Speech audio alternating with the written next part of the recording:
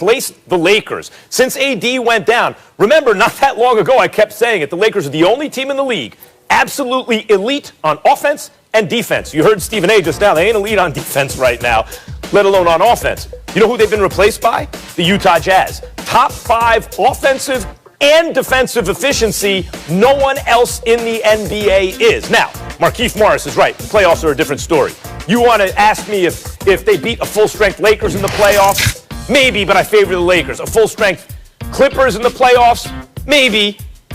A full-strength Nets in the finals? Different story. Sixers? I don't know. But I can tell you this. Right now, Stephen A., the comparisons to the great Spurs teams are apt. They're right. When I look at the construction of this team, look at the roster, Stephen A. Not only are they playing crazy, unselfish basketball, moving the ball, passing up good shots for great ones. Look at the roster construction. Remember how I always talk about, and you say, yup, Larry Brown used to say that Chris Paul must be Larry Brown's fantasy of a perfect point guard, right? Conley is some version of that. Right? He's kind of the perfect point guard. Donovan Mitchell is a star who, under pressure, is a superstar. And Joe Ingles was starting for them not all that long ago, and he is a good offensive player who's versatile on offense and a good enough defensive player. But he's been swapped out for Royce O'Neal and on this version of the Jazz. And Royce O'Neal is the opposite. He's a good offensive player. He can hit shots. He's a willing passer who's a great versatile defensive player, right? So everywhere you look, you got a guy, yup, I want that guy. The Bogdanovich, obviously, on offense. And then Gobert is a useful offensive player who's a great defensive player. That's just the starting 5. Look at the veterans they have coming off their bench now. I mentioned Ingles. Jordan Clarkson.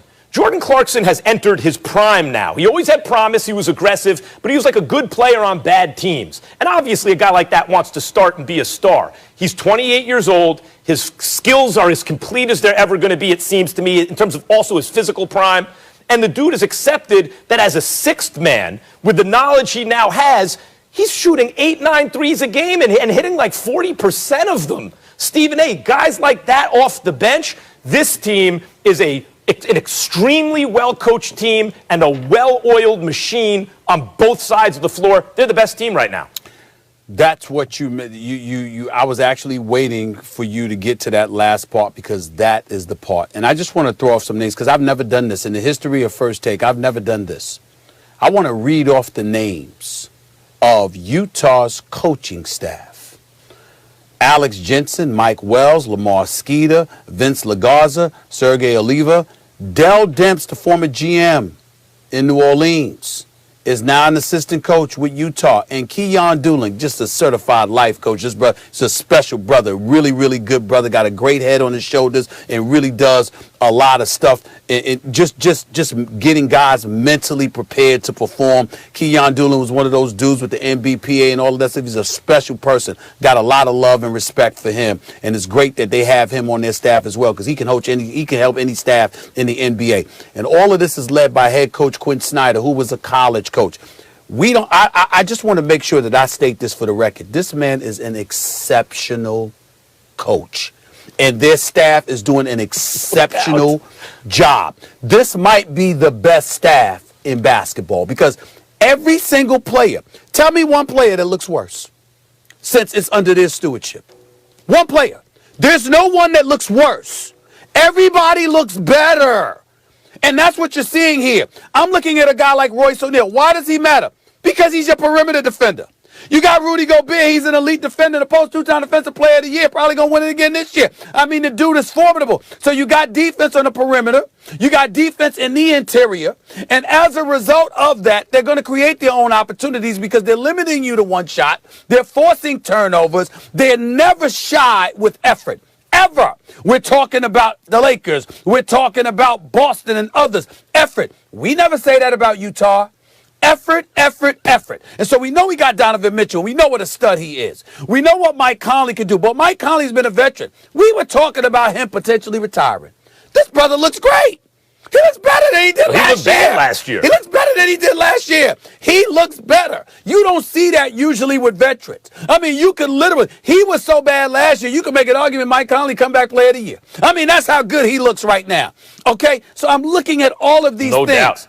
And I just want to take a moment before I say what I'm going to say to give the Utah Jazz coaching staff a hell of a lot of love because they really, really deserve it. Having said that, I still don't give a damn. I ain't jumping off the Brooklyn bandwagon yet. When I sit up there and I look at last night, for example, and I see how the Lakers had no answer, let's just say that is the least of my concerns when it comes to the Brooklyn Nets offense. I ain't worried about them. I ain't worried about them offensively. You might try to outscore them. You're going to have to figure out something. Let's see what Royce O'Neal does when Kyrie is on the perimeter. Or James Harden. Let's see what Rudy Gobert does when Kevin Durant is on the perimeter somewhere. Because you got to remember, Brooklyn don't have to play around with Utah in the interior. Brooklyn can sit up there and shoot you out of the gym without even sniffing in Rudy Gobert's direction. And DeAndre but Utah Jordan can too. And by the way, with DeAndre Jordan's age-old self, the brother still got hops. He's got size on him. He's got strength. You can't just push him around. And Rudy Gobert, it wouldn't be that easy for Rudy Gobert to go against him. I'm just saying, as great as the Jazz look, and they look phenomenal, I'm still not willing to say they look better than the Brooklyn Nets right now.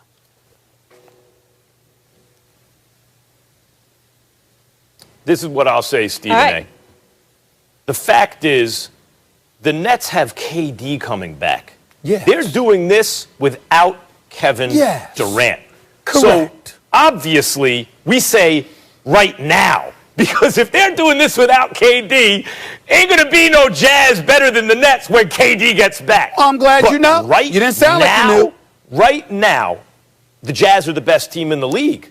Right now, the Jazz are the best team in the league. By the way, and Gobert rolling to the basket, what do the Nets have to really counteract that? I will remind you, the Nets have won 7 straight. 53s. That's one team that can shoot with the Nets. The Nets have won 7 straight. They blew out. Sorry, Stephen A. My ear went out. I'm going to have to reconnect. Cool. Don't worry about it. It's all right. Okay. You reconnect, and we're going to get in a break. By the way, though, I know we're talking about the East, but let's get back to the West really quick. ESPN's BPI give the Jazz the best chance to win the West. And be sure to join us tomorrow on First Take when we'll be joined by Pelican superstar Zion Williamson, who is